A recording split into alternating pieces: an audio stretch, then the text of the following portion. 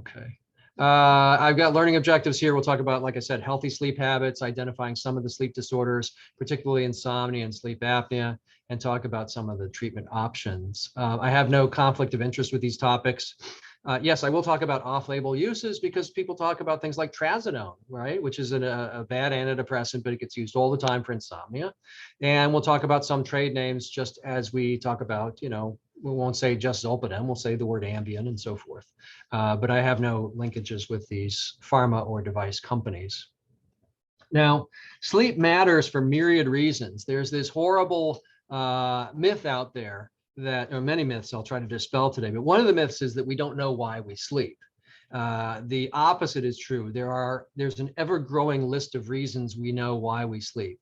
We sleep so that our nervous system is restored.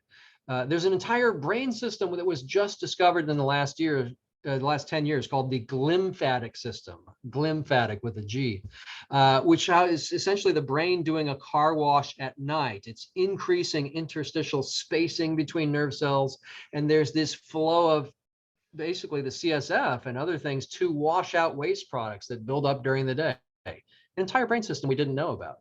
But it's also doing other things too. You're doing memory consolidation and reprocessing at night. You're upregulating the gut during the night. You're boosting the immune system, releasing cortisol a couple of hours before the day to get you ready for the day. So tons of things that happen during sleep. Now, if sleep does not go as well, there are things that will happen, such as daytime sleepiness. So this is the Epworth Sleepiness Scale. It's 8 simple items. And do you share the slides with them? Will everybody get the slides? Great. So you can, I won't make everyone do the math on this right now, but take this test yourself at some point. It was written in Australia, which is why they're using some terms like dozing here rather than falling asleep, which we might say more so in the States. But it's a 0 through 3 scale for each of these 8 items. And there are, data that suggests if you're sleeping well, you should have an average of about a 4 on this or a 5. And sorry, slides were locking up for a second there. Let me back up. There we go. And that 0 through 10 is the normal range. And that once you start getting into the teens, that would be a degree of excessive daytime sleepiness we might see, for example, with moderate obstructive sleep apnea. 16 plus is what much higher levels of daytime sleepiness we might see, for example, in folks who are massively sleep deprived, like medical residents or house officers doing a call night, or nursing staff doing a double 12-hour shift or something back-to-backs, or in folks with narcolepsy, right? Some of these severe daytime sleepiness disorders. Okay. Now, in terms of the hours of sleep and the consequences of it, this is retrospective data collected at a motor vehicle accident where the driver survived, and they were able to ask them, hey, within the last 24 hours, how many hours did you sleep? And you can see this enormous dose response function here. And it's weird that they set the odds ratio of 1 at 7 hours, which is insufficient sleep itself, but it's kind of the bottom limit of the normal amount of sleep someone might need. But you can see here this skyrocketing increase in the incidence of these motor vehicle accidents with fewer and fewer hours of sleep. Now, that's one of the consequences of insufficient sleep. The left-hand side here of the panel talks about a variety of different neurobehavioral things that go bad. You're slower, judgment is decreased, risk-taking increases, coordination, balance, those things go down. Well, it's easy to imagine if you start attacking these cognitive and neurobehavioral processes, you get the stuff on the right? You get these accidents and errors. BMI might go up for a variety of reasons. You start throwing off glucose regulation, insulin sensitivity, so you get pre-diabetes pretty easily. But even bigger things like life expectancy being shorter or the motor vehicle accidents. So a lot of reasons why we think sleep is just absolutely critical.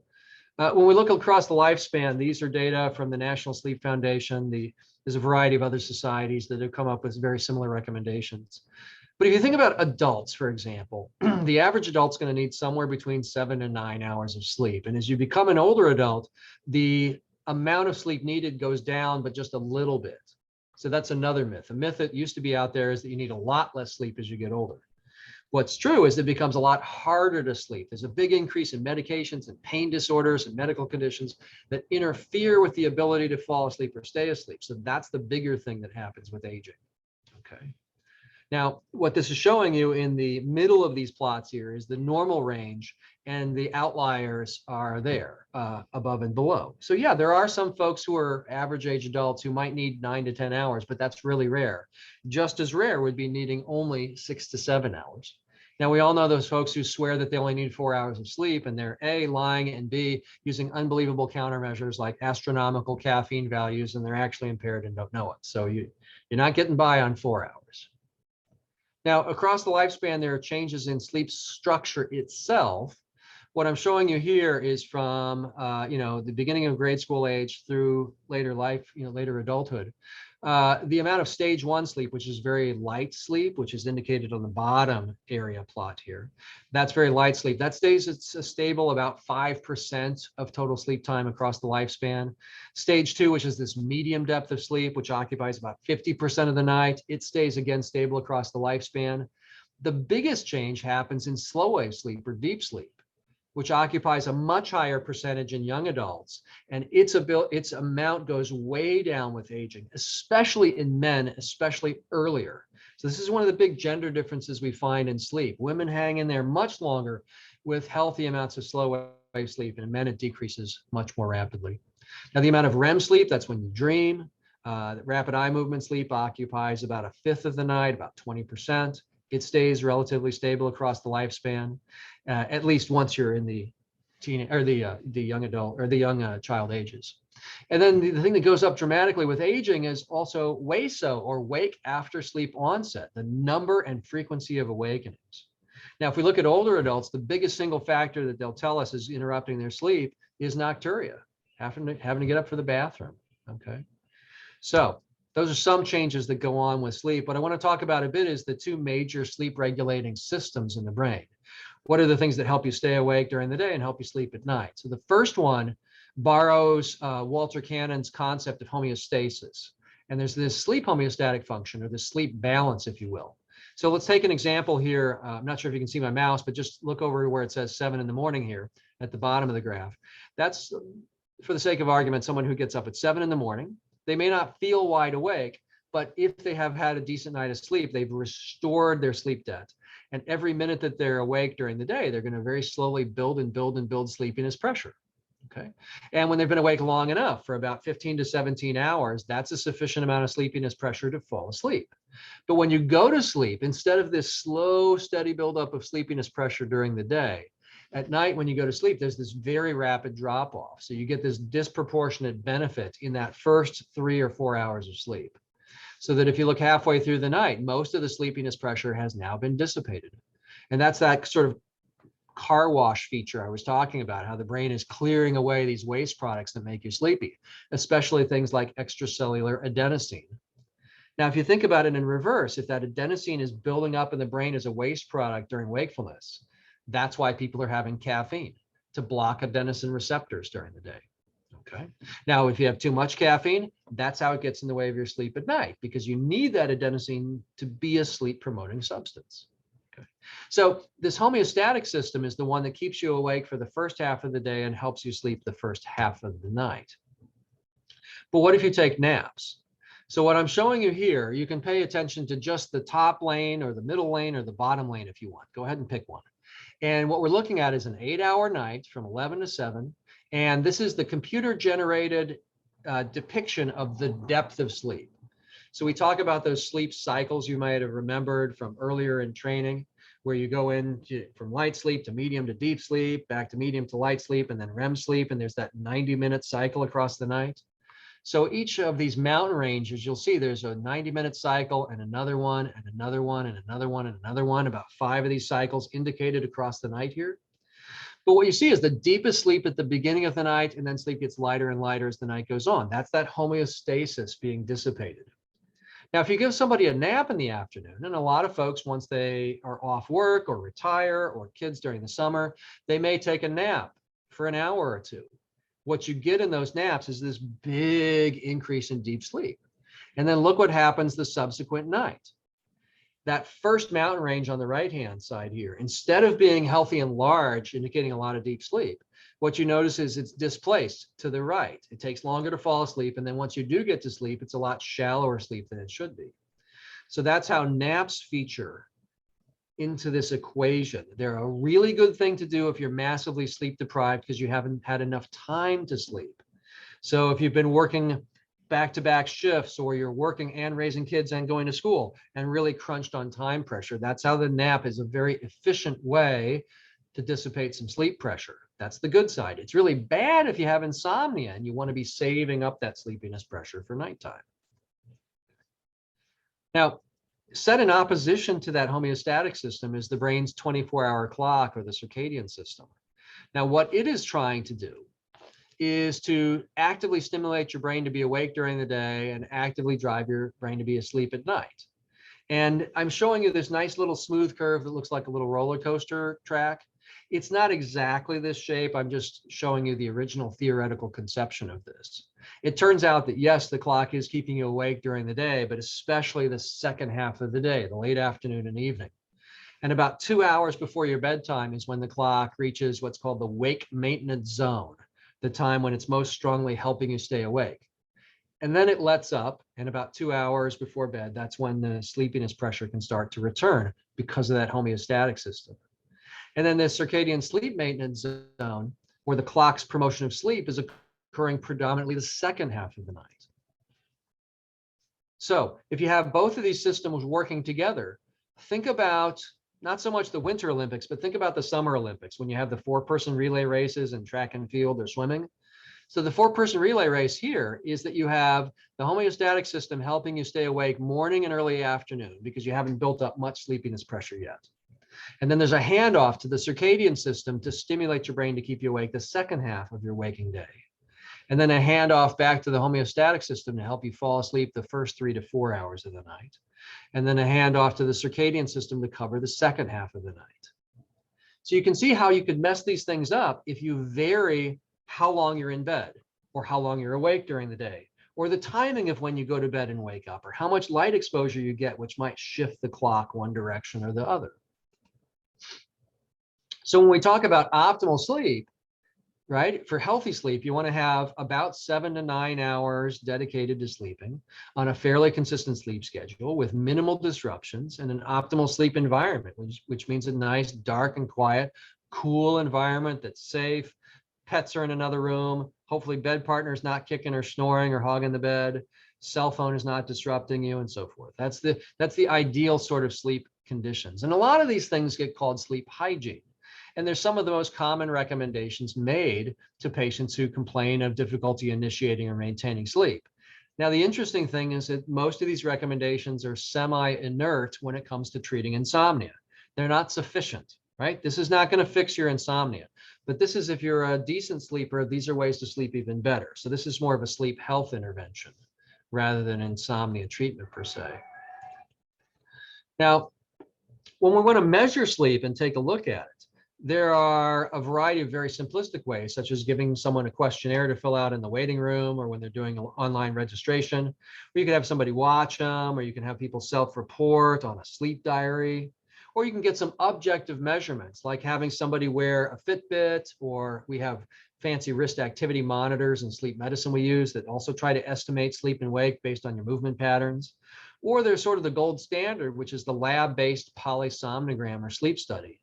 And you can see indicated on the right here, I'm saying that they're the worst accuracy at the top of the chart here, all the way through the best accuracy at the bottom. But then the converse is true as well. At the top here, these sleep questionnaires and self-reports, those are the cheapest. Those are the most efficient. And then at the bottom is the most expensive and the most intrusive. Now, if you think about just sort of general healthcare practice, some of the warning signs we should be on the alert for. If people talk about having excessive sleepiness, not just daytime sleepiness, but if you have a night shift worker, good luck staying awake at night. But are they having symptoms during the day, like excessive yawning or nodding off or taking naps, or physical fatigue, which itself is pretty non-specific? There's hundreds of things that can cause physical fatigue, or memory and concentration problems. Again, sensitive to sleep loss, but non-specific symptoms.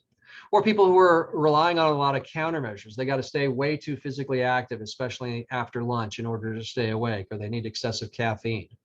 Or nighttime or sleep-related symptoms, such as difficulty falling asleep or staying asleep, or during sleep itself, loudly snoring or gasping. Those are some of the big warning signs. Now, in sleep medicine, we've got 6 categories of sleep disorders. We have our own disorders manual, the ICSD, or International Classification of Sleep Disorders. And you can roughly think about these as we go down the list here as I can't sleep, I can't breathe when I'm sleeping, I can't stay awake during the day, I sleep fine just at the wrong times, I do very big abnormal movements during sleep, or I do small little movements that are abnormal during sleep. Those are really these different categories. And within each of these are many subtypes.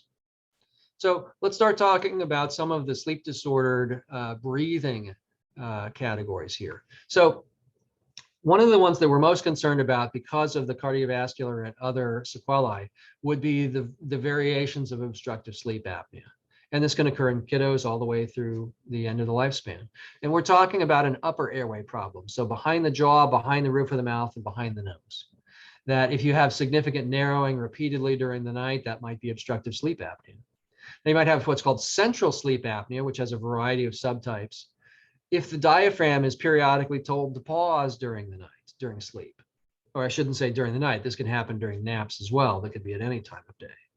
There are also hypoventilation disorders where you still have sufficient patency of the upper airway, and you have maybe sufficient or low drive to breathe, or you have obstruction, or you have restriction, right? Obesity restriction and so forth. So a variety of things that make you underventilate during sleep. And then a few other, random subtypes here. The big one, again, that we're concerned about in OSA or obstructive sleep apnea, like I mentioned, it's this upper airway disease.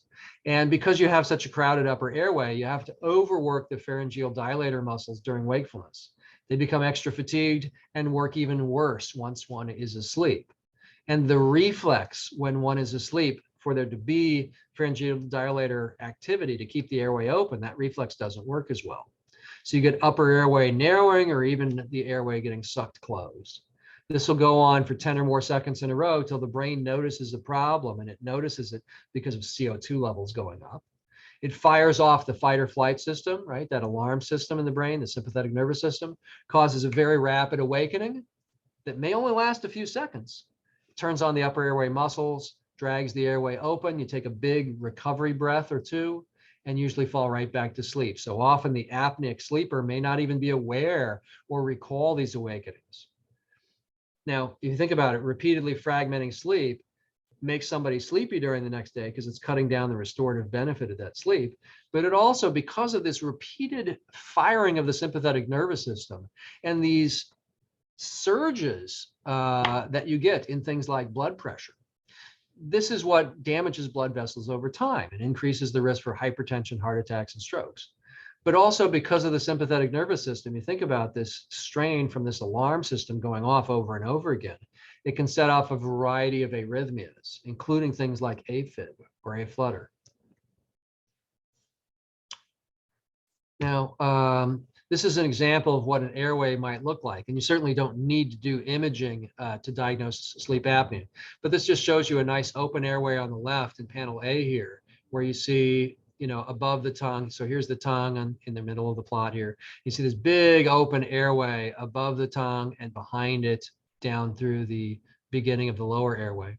Versus on the right-hand side, you see how the tongue is displaced back, and in the anterior posterior dimensions here, you can see this narrow slit-like airway.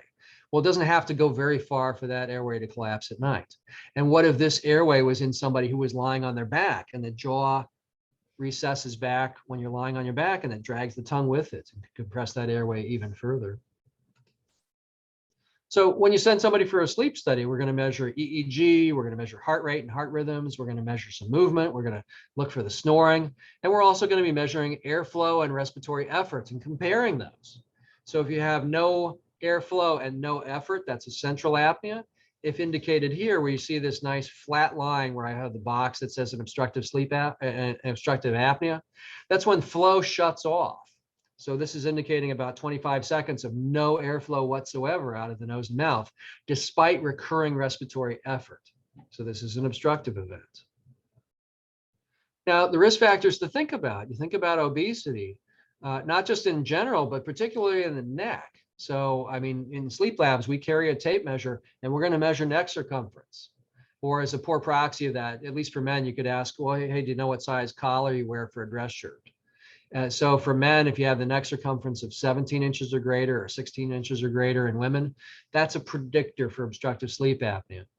But women are also partially protected against obstructive sleep apnea until menopause. Then they start catching up to the rates of the men.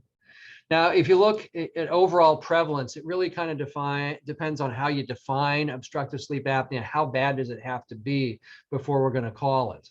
But it's around a quarter of men and probably 10 to 15% of women. But the prevalence rates or the incidence goes up much higher with aging. So obesity and aging are two of the biggest drivers of obstructive sleep apnea.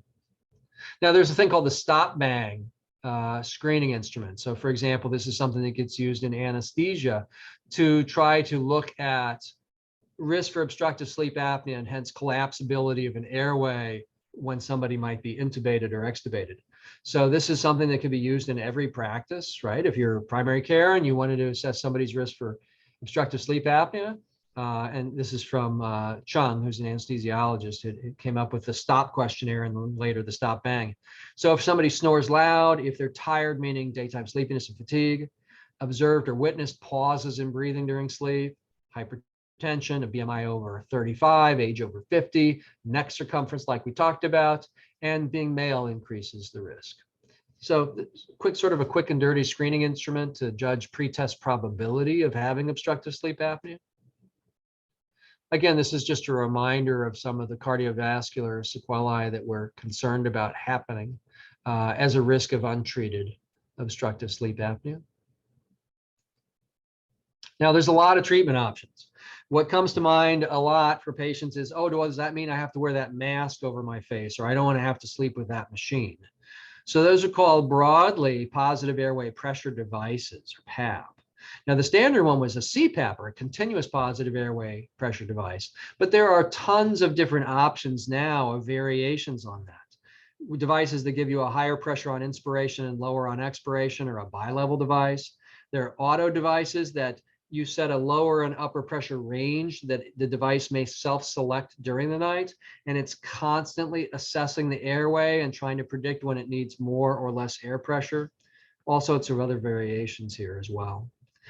Sleep dentistry is a subfield now, where they'll come up with mandibular advancement devices. So it looks kind of like the mouth guard that somebody who bruxes would wear, but these keep the lower jaw pulled down and forward a bit, which drags the tongue forward. So if somebody has more anterior posterior collapse of the airway, these would be helpful. So think about folks for oral appliances, folks who've got mild to moderate, but probably not severe obstructive sleep apnea, and those folks who are overweight, but not super obese, and people who on a sleep study demonstrated that their apnea was at least twice as bad sleeping on their back as on their sides. Now, this is something that when you send somebody for a sleep study, the sleep specialist should have figured this out and judged treatment suitability for an oral appliance. Now, weight loss for most folks is the gold standard treatment for sleep apnea, if you will, but it takes a long time and we're not really good at it, right? We're not very good at our weight loss treatments, aside from things like bariatric surgery, which for many patients over a year or two might be curative for obstructive sleep apnea. Now, in terms of upper airway surgeries, there's a variety of different upper airway surgeries targeting the tongue base and its volume, as well as the soft palate and uvula and lateral pharyngeal walls. There are some folks who might have severe mid-face hypoplasia from some congenital skull disorders that would require actually fracturing the mandible and the maxilla and pulling the mid-face and jaw forward. There's a newer thing called the Inspire treatment I'll show you in a second here. Now, for some folks, they only have apnea when they sleep on their back. So we just train them to avoid sleeping on their back or to sleep in an elevated position. It's very rare anymore that we require or recommend a trach. I put microgravity in here just as kind of a joke, but not really. We did a study many years ago looking at sleep and respiration in astronauts and found, much to our surprise, that being in space actually makes sleep apnea better. We thought it would make it worse because of the upward fluid shift when you see these puffy-faced astronauts. Turned out, for reasons we don't understand, it actually improved the apnea, but I'm not recommending that yet as a treatment. So here's a classic description or a classic picture here of somebody wearing a nasal mask with a PAP device, right? Now the masks are not nearly as bulky and obtrusive now, and the hoses are a little bit better. The machines are a lot more quiet. But one of the big problems is the biggest PAP manufacturer in the world just had a massive recall. So I don't know if you've got patients who had a recall of their Philips Respironics PAP device because some of the foam noise insulation inside could become a friable material and might get released into the airway, and they were worried it might be carcinogenic or otherwise harmful. So you had millions of PAP devices being recalled. Philips is taking a long time getting these devices replaced, and it's put enormous strain on the other device manufacturers trying to make up the difference. And then, oh, by the way, there's a pandemic, meaning it's harder to get these things shipped. And oh, by the way, there's a microchip shortage also getting in the way of creating millions of new replacement devices. So this is an example shown in the yellow outline of tissue that might be excised in scalpel-based uvulopalatal pharyngoplasty, or a UP3 as it's called. So that's one of the surgical procedures, a more classic one. A newer one is an implant procedure, which is really a hypoglossal nerve stimulator. So unilaterally trying to stimulate the tongue muscle during sleep only. So you could see the three pieces of this ENT-driven surgical treatment. There's the pulse generator and sensor with the battery. That's the pack there. That looks like it's on the opposite side of where you might put a pacer. There's a sensing lead that senses when there's nervous system drive to have respiratory effort, to inspire or to breathe in. And then simultaneous with that, there's a stimulator lead that stimulates the tongue and causes partial tongue protrusion, right? So your tongue juts out a little bit. And people turn this on at night. You may have seen the commercials for this now. Of course, the commercials for this device, they poke fun at PAP. I mean, it's showing a PAP support group of people who are wearing their nasal masks. And this one person says, oh, I don't have a mask. I just sleep now. I turn on this thing at night. Anyway, so there are more and more sleep centers that have this capacity, or teaching hospitals that have sleep labs that can do the research, and the ENTs who can perform these types of implant surgeries. So it's expanding the range of options.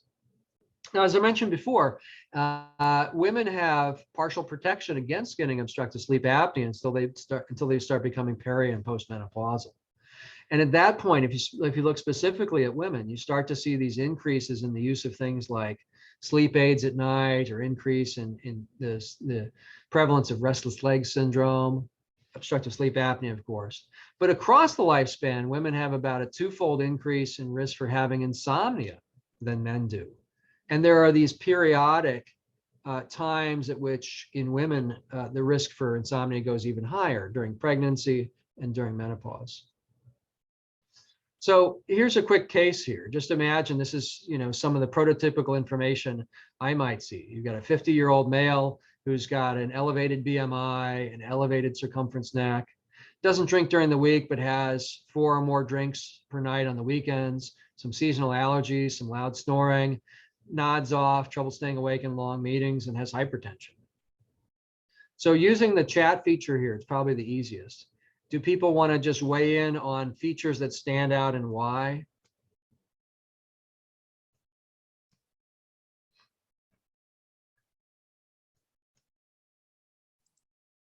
A large BMI.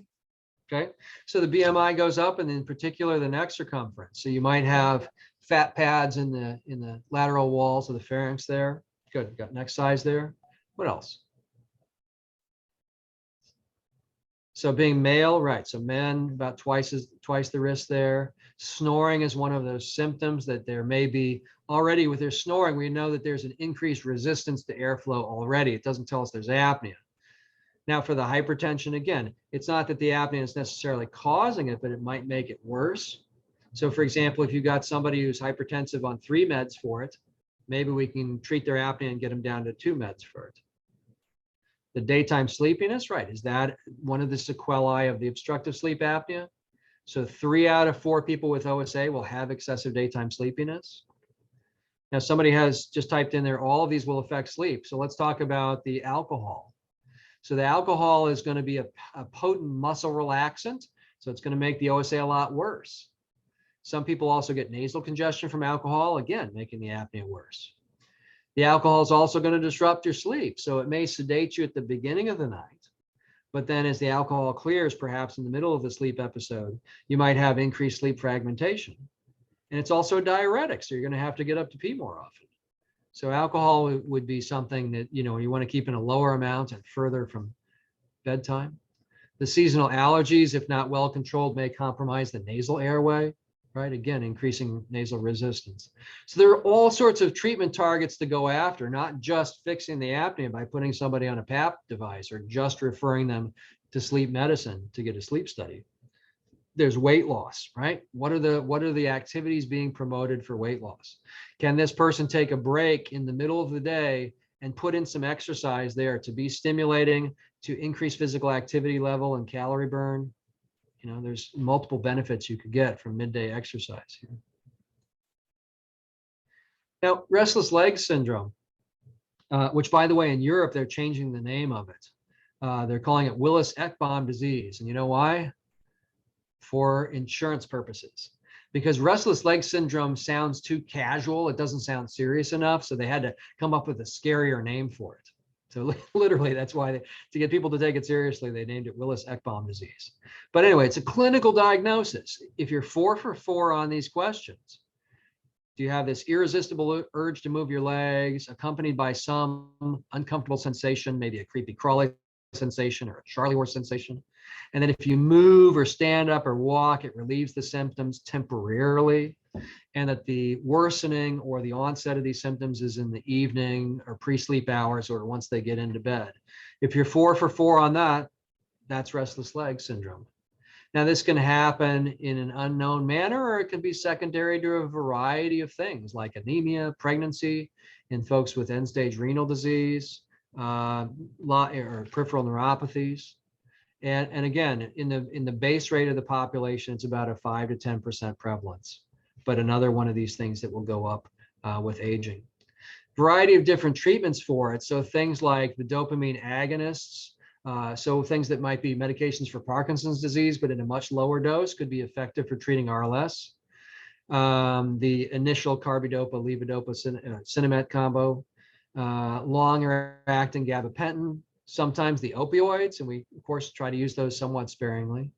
And again, there are a variety of other medicines that could be used.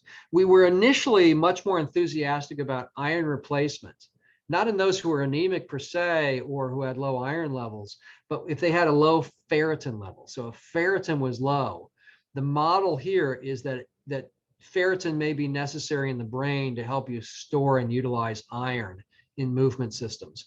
And therefore, the low ferritin level might predict, and it does often, we'll find folks with restless legs who will have a very low ferritin level. That might predict that iron supplementation may be beneficial, but it's rarely curative. It's rarely something that is, well, it's never curative, but it's rarely something that provides sufficient symptomatic relief. We also think in restless legs to try to have people avoid things that are anticholinergic. So some of the antidepressants will make RLS a lot worse. Things like some of the old school antihistamines like Benadryl or diphenhydramine might make RLS a lot worse. Now let's shift gears and talk about the insomnia disorders for a bit here. So insomnia is merely somebody who takes too long to fall asleep, or they wake up either too many times or for too long, or have EMAs, early morning awakenings, waking up earlier than they want. Now, this might also occur, for example, in young children as just resistance to going to bed when they're supposed to, or it might show up that way in an older adult with dementia. They may wander at night, or they may have trouble getting coaxed to go to bed, or they may need the presence of someone else in order to go to sleep. Now, in order to also be a clinical disorder, it's not just those nighttime sleep difficulties, but there has to be some daytime consequence, which can be quite a list. These are the most common ones we will see, right? So fatigue and sleepiness, for example, or it could be things like moodiness and irritability, or reduced motivation to do things, or just merely significant rumination and dwelling and dissatisfaction about the sleep itself. So there's sort of the short-term treatment, And then there's the longer term treatment options. If somebody has acute insomnia and it's not expected to go very long, maybe it's an acute psychosocial stressor. Somebody just found out that they're getting divorced, or they just got fired from a job, or it could be even really good things. Someone's really excited because they're getting married, or they're moved into a really new cool city in a new place. But there's, those acute stressors that require coping can kick off an episode of insomnia. This is where some of the over-the-counters might be useful, or short-term use of a low dose of a hypnotic might be just fine. Now, for any chronic insomnia, this is something that's very clearly indicated by the American College of Physicians and by the American Academy of Sleep Medicine, that for any adult who has had insomnia more than 3 months, and that's when we determined that it has become chronic and hence unlikely to spontaneously remit on its own. That's where cognitive behavioral treatment, or CBT, for insomnia is indicated. And in about 80% of patients, it'll end up being curative. So Art Spielman, the late Art Spielman from New York, came up with what was called the 3P model of insomnia. So you start over on the left-hand side here. Prior to developing insomnia, maybe you carried some biological vulnerability to getting it. And we think that one of the leading candidates for that is HPA axis overactivation. So the hypothalamic pituitary adrenal axis seems to be revved up a little bit higher in folks who are going to get insomnia. And it's revved up 24 hours a day, not just at night. Well, then you take an acute psychosocial stressor or a medical event or a medication or an accident or an injury or a pain condition, and that might set off the acute episode of insomnia, shown in the second column here, that pops you up over this threshold, this 60% threshold. That's just an arbitrary unit there that Art used as a teaching aid to say, well, above that, that's when the insomnia shows up, and below it is where the insomnia remits. Now, after enough days to weeks of insomnia, people start approaching their sleep differently. They start taking meds for it, or going to bed earlier, or sleeping in bed later, or taking naps, or being stressed about it, or increasing caffeine to stay awake, increasing alcohol to self-medicate. All sorts of stuff that people do as factors that we say perpetuate or continue the insomnia longer than it would. So on the far right-hand side here, if you look at under what it says chronic insomnia, those who had the same level of predisposing biological factors the whole way through, and the strength of the disturbance from whatever the event was that set off the insomnia, that impact lessens and lessens over time. If you only had those two things alone, you'd fall below the threshold. So what we do in cognitive behavioral treatment for insomnia is going after all those things patients have done differently after the insomnia has started. So the things that people do that perpetuate their insomnia, I lump these into behaviors, substances, and thoughts. Some behaviors, as I've indicated before, people may spend too many hours in bed, or sleeping later when possible, or taking a nap after a poor night's sleep. Or they might do cognitive things, such as getting into bed and doing a wake-promoting activity like watching TV or reading or worrying in bed, or being stressed and having unrealistic worries about what next day consequences might be. Using hypnotics, but maybe using them on a suboptimal schedule, such as reactively using them. Well, I get into bed and I don't use the Ambien unless I've been awake for more than an hour. Then I go get the Ambien, which sets up this perpetuation. Again, a lot of catastrophic thinking that goes on with insomnia, or all or night thinking, or overgeneralization. So a lot of Beck's sort of cognitive distortions that may happen. And it's really common. I've come up with this term sleep math. These are the folks that not just clock watch during the night, but they're clock watching in order to say, okay, it's 3 o'clock now. If I fell asleep, I would get 4 hours of sleep because I got to get up at 7, right? Well, the math is always going to require extra mental effort. Good luck getting back to sleep then.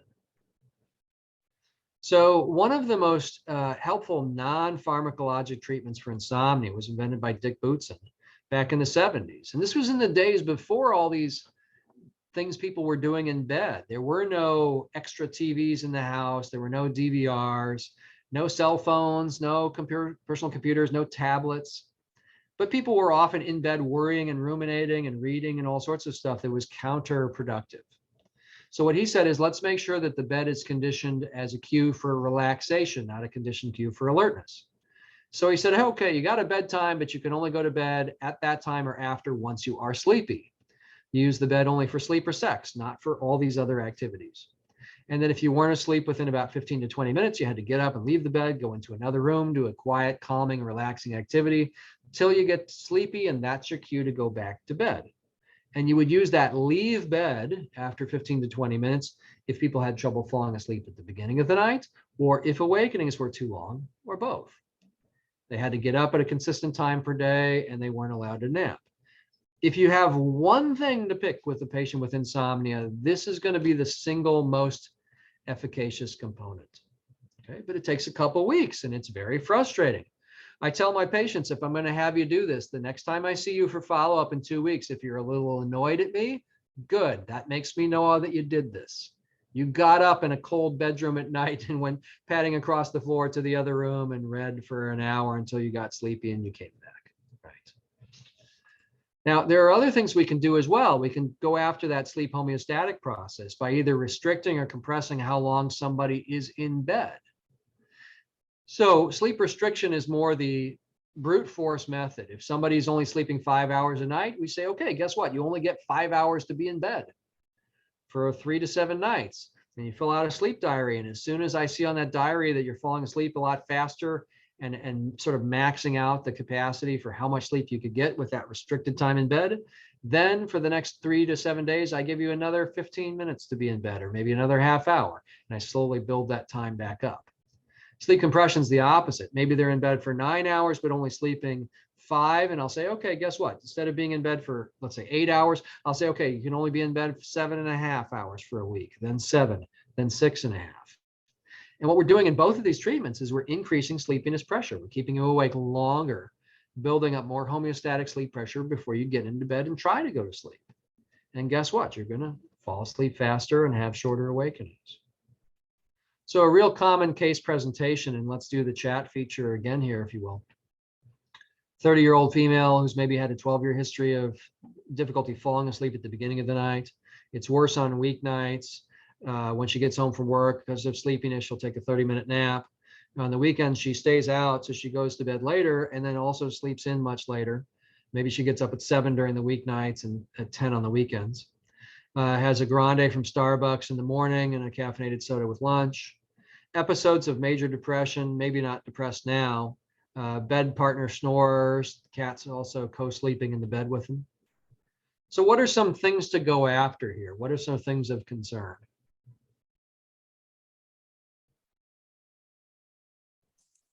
She takes naps during the day and she stays up later in the weekend. She doesn't have a scheduled. Right. So if you think about it, napping after work is going to dissipate that sleepiness pressure that she should be saving up for nighttime sleep. If you stay up later on the weekends, that's not as important as the sleeping in later. The sleeping in later is going to be the bigger concern, because what happens is then you're going to be many hours later in the morning suddenly opening your eyes and getting exposed to bright light. What will happen is the circadian clock system will drift later and later then, because what it'll say is, oh, daytime didn't start till 10. And therefore it'll count backward about 8 hours and say, well, if daytime's not supposed to start till 10, maybe you're not supposed to go to sleep until 2. And therefore at midnight, the clock may be maximally stimulating the patient to be awake. And therefore on these work nights, when she's trying to go to bed at 10 or 11, maybe she's trying to go to bed at a time when maybe she's physically tired, but not yet sleepy. And that circadian system still thinks that she should be awake. Okay, so somebody put in about the caffeine use. Yeah. So a Starbucks grande, we're talking about 350 milligrams of caffeine. And the average adult has a 3 to 7 hour half-life for the caffeine. What if she's a slow metabolizer? She might still have 100 milligrams of caffeine right at bedtime. So 2 sodas worth of caffeine right at bedtime. So that might also impair not just the ability to fall asleep, but a lot shallower sleep once she gets to sleep. The sleep disruptions from the partner and the cat. Yeah. So snoring itself does not often disturb the sleep of the snorer. It more disturbs the bed partner, right?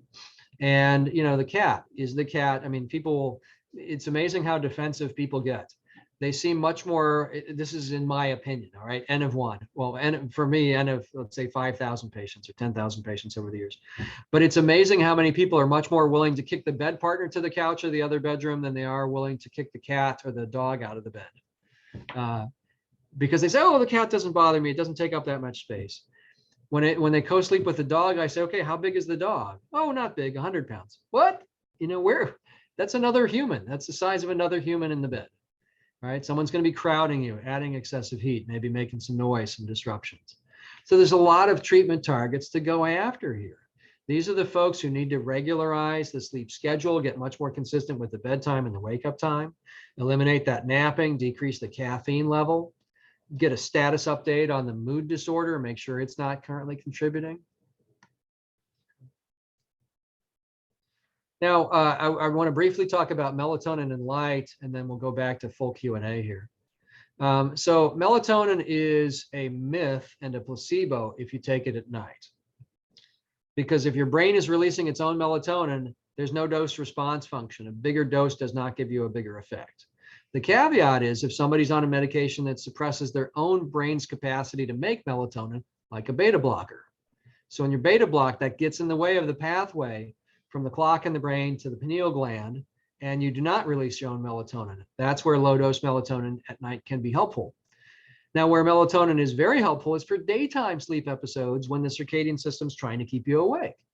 So in folks who are night shift workers trying to day sleep, or if you took 24-hour call as a resident and tried to sleep during daytime, that's when the melatonin would be helpful. Now, I'm going to skip these just for time here. There's a couple of circadian clock disorders that happen more so with older adulthood, such as those with what's called advanced sleep-wake phase disorder. There's this common perception that in older adulthood, you go out to dinner a lot earlier and you wake up a little bit earlier in the morning and you go to bed really early. If that's exaggerated so that somebody is literally falling asleep at, let's say, 4 to 6 p.m. and wakes up at 1 o'clock in the morning, and they do not want that sleep schedule, that's the circadian system drifting much, much, much earlier. Now, there's a partner disorder that often happens in the teenage years called delayed sleep-wake phase disorder. These are the teenagers who can't fall asleep until 2 or 3 in the morning and have extreme difficulty getting up before maybe noon, right? And then get into trouble with the timing of school events. Now, in older adults, particularly those with neurodegenerative diseases like Alzheimer's, you might have this breakdown of the circadian clock's ability to consolidate long episodes of being awake and long episodes of being asleep. So it might be common to see 3 or 4 or more sleep episodes distributed across the 24-hour day. So there's no longer one long wake episode during the day and one long sleep episode at night. That's when the clock itself is no longer helping to consolidate those periods. There are some interventions that have tried to do things to rescue whatever clock is left by trying to give melatonin and bright light during the day. And they can be successful in trying to decrease the amount of daytime sleep, but they're largely unsuccessful in increasing the amount of sleep at night. So we need much better research into what's happening specifically in these older adult conditions where you start having the breakdown of the sleep-wake cycle. Asking that if you could kind of go over again how sleep and stroke correlate with one another. Sure. So the thinking is that if you have the sympathetic nervous system firing and firing and firing, each time it fires off to cause the sudden awakening to get you breathing again, you have about a 30-point surge in blood pressure. So what we notice is you start having elevated CRP levels. You're probably damaging blood vessels.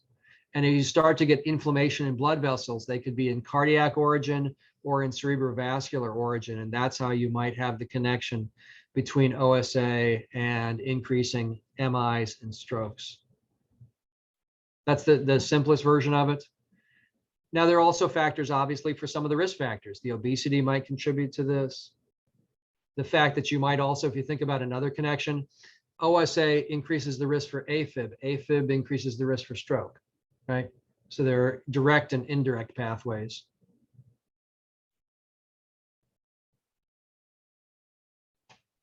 Hi, Don Geriatric from Geriatrics at UND. Thank you for a wonderful presentation. And I just wanted to ask if you have any thoughts or comments about the melatonin overdosage. Right. So I think most people just get into this conception that, oh, the melatonin at 2 milligrams didn't work, so I'll try 5, I'll try 10, I'll try more. Okay. And it's really rare in the sleep world that we'll prescribe melatonin any higher than at most maybe 10 milligrams. And that is for those with REM behavior disorder, with or without Parkinson's disease, where folks may act out their dreams at night. Why does the high dose melatonin work? What's the mechanism? We have no idea. But if you're looking, let's say, at somebody who's a night shift worker trying to sleep during the day, or somebody who's beta blocked and has some insomnia at night, we'll typically give or recommend 3 milligrams or less. I did a study many decades ago giving low dose, 0.3 milligrams, so less than a third of a milligram, and compared it to 5 milligram doses for sleep episodes at different times of day and night. And there was no difference between 0.3 and 5 milligrams. So by and large, these enormous doses do not have to happen. And what ends up happening is you start getting an increase in side effects rather than effects with the higher doses. One of the most common things we see is an increase in vivid dreams, which may be disturbing to some patients. And they may only get that at the higher milligram doses. So sometimes lowering the dose might be helpful. Now, I know a lot of times people are concerned about, well, should we try things like melatonin on inpatients in the hospital? Because we're worried about elevated fall risk with the benzos or the benzoreceptor agonists like zolpidem. And so it may or may not be helpful. One of the things that it may be helpful for is if somebody is in a protracted inpatient stay, we all get worried not just about this ICU delirium, but about folks not having as much of a day-night cycle anymore. So specifically timed melatonin day after day after day can help the circadian clock stay entrained to a normal night sleep. About the diagnosis of autism and ADHD. Okay, so they're very different. In autism, there will often be this resistance to going to bed at night. And sometimes there'll be a delayed or what appears to be a circadian phase delay. And so Beth Mallow, who's this wonderful neurologist at Vanderbilt, has this protocol for if there is significant sleep onset delay in kiddos with autism. She'll have the parents start with a week of giving them 3 milligrams of melatonin at night. If that's sufficient, continue. If it's not, the next week is 6 milligrams. Try that for a week. If not, 9 milligrams and stop at 9. That's her simple protocol for autism and sleep. ADHD is tricky because it seems like there may be some disruption to sleep itself, as well as some possible delay. Although the tricky part is that delay in falling asleep just because of lingering effects of the Ritalin or the Adderall that are still present perhaps at bedtime.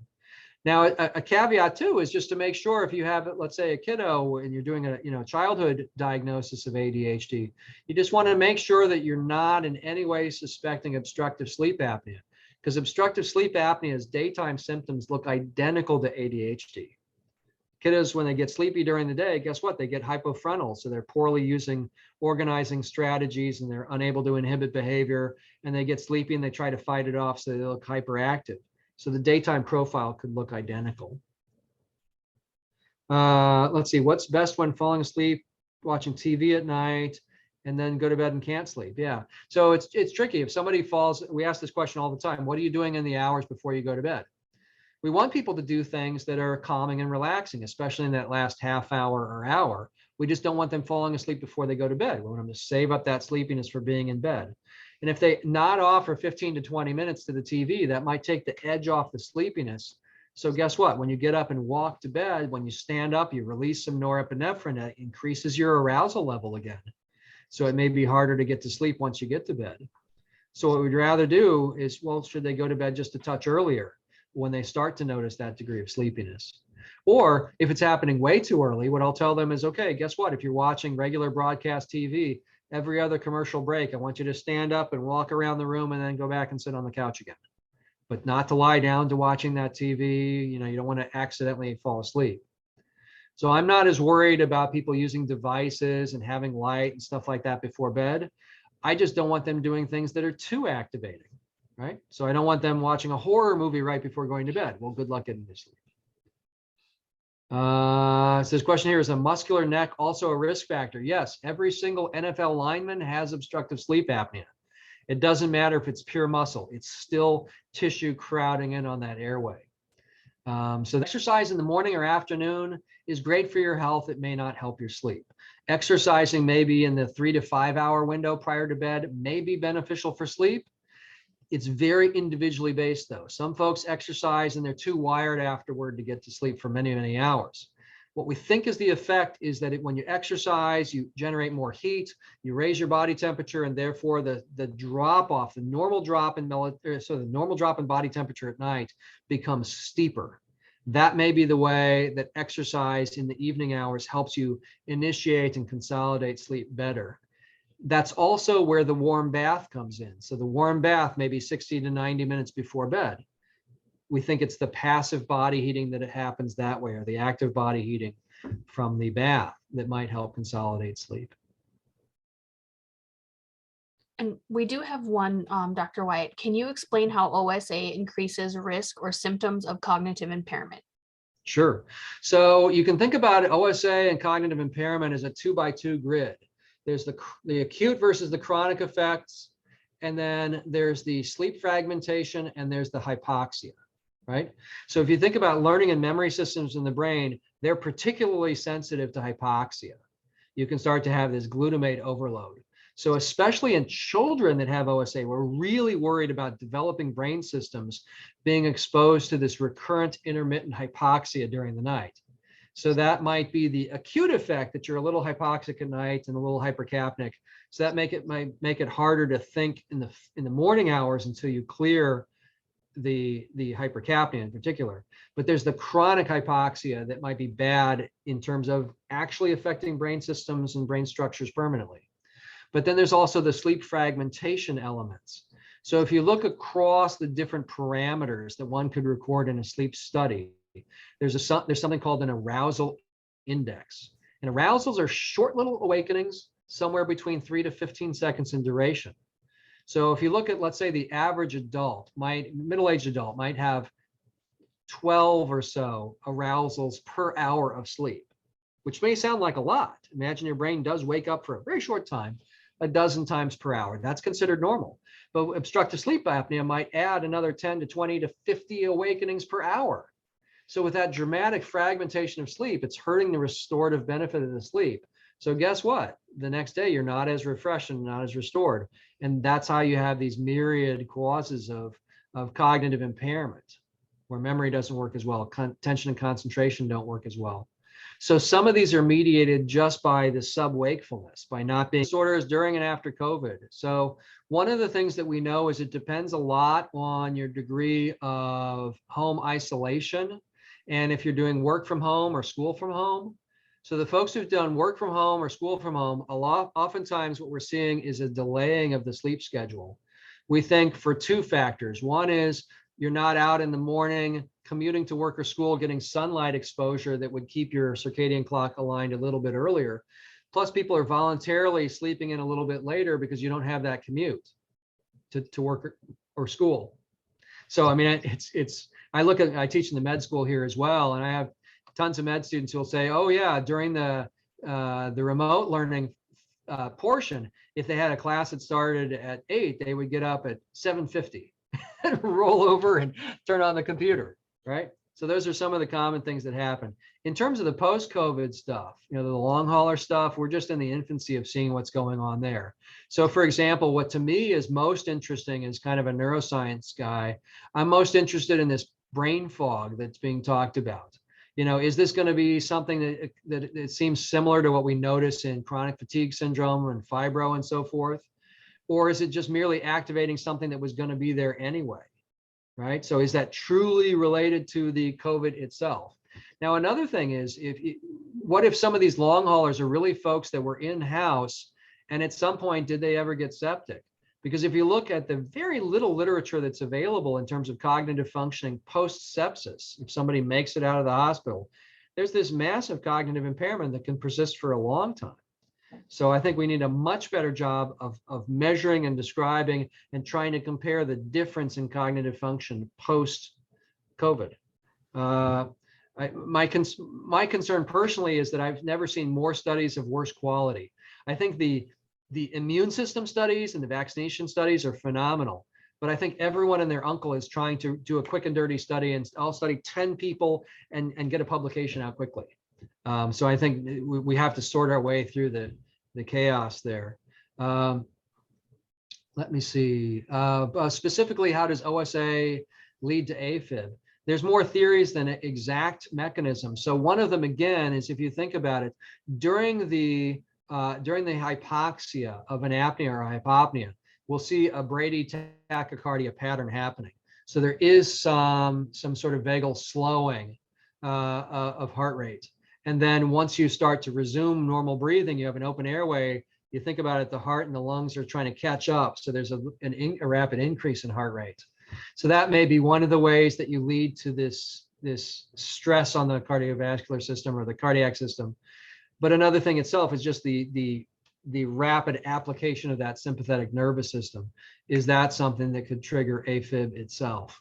But then the question as well is, well, if you start having enough recurrent intermittent hypoxia, do you end up damaging pacemaker cells in the heart? So a lot of theories of how we're going to go connect the dots between OSA and the AFib. It's just that right now we know that OSA increases the risk for PVCs, PACs, AFib, and A-flutter. So we're better at saying that it does happen and looking for it rather than mechanism.